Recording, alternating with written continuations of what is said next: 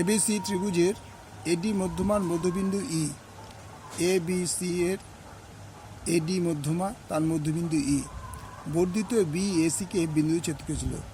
এই বর্ধিত বাহুটাকে এ বিন্দু এসিকে এ বিন্দুতে ছেদ করেছে।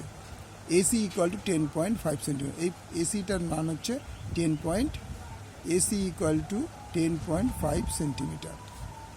ঠিক আছে, এবার ইএফ সমান্তরাল ডিজি। ইএফ কোথায়? ইএফ সমান্তরাল ডিজি। এই রেখাটা সমান্তরাল। মনে করি ডিজি এসিকে জি বিন্দু ছেদ করেছে। এই যে ডিজি এসিকে জি বিন্দুতে ছেদ করেছে, তাহলে এডি এর মধ্যবিন্দু, এডি এর মধ্যবিন্দু কি আছে? এডি এর মধ্যবিন্দু ই, এবং এডি এর মধ্যবিন্দু হলো ই, এবং ইএফ, ইএফ সমান্তরাল ডিজি। অর্থাৎ এই রেখাটা সমান্তরাল। এফ এজি এর মধ্যবিন্দু, এফ এজি এর মধ্যবিন্দু, এফ এজি এর মধ্যবিন্দু। সুতরাং A F equal to 1/2 AG. এই এজির মধ্যবিন্দু এফ, তাহলে এ এফ কে 1/2 এজি, আর এজি ইকুয়াল টু জিএফ। কারণ এখান থেকে এইটুকু যদি 2 হয়, এখান থেকে এইটুকু 2 হবে, সেই জন্য জিএফ। সুতরাং জি সিএফ এর মধ্যবিন্দু, জি সিএফ এর মধ্যবিন্দু, এই পয়েন্টের মধ্যবিন্দু হয়ে গেল জি। তাহলে সিজি ইকুয়াল টু কী হবে?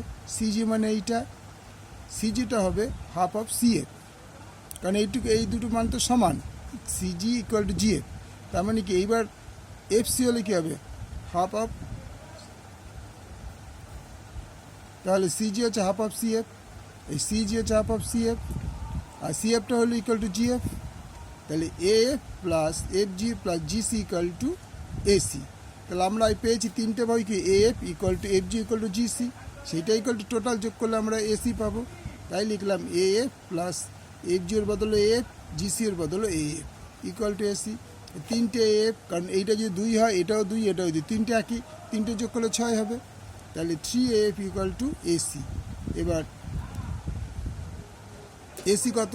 এসি হচ্ছে 10.5, আমরা জানি, ইকুয়াল টু 10.5 সেন্টিমিটার। তাহলে AF equal to 1/3 AC equal to 1/3 10.5, 3 3 15, তাহলে এএফ ইকুয়াল টু 3.5 সেমি। Okay, thank you.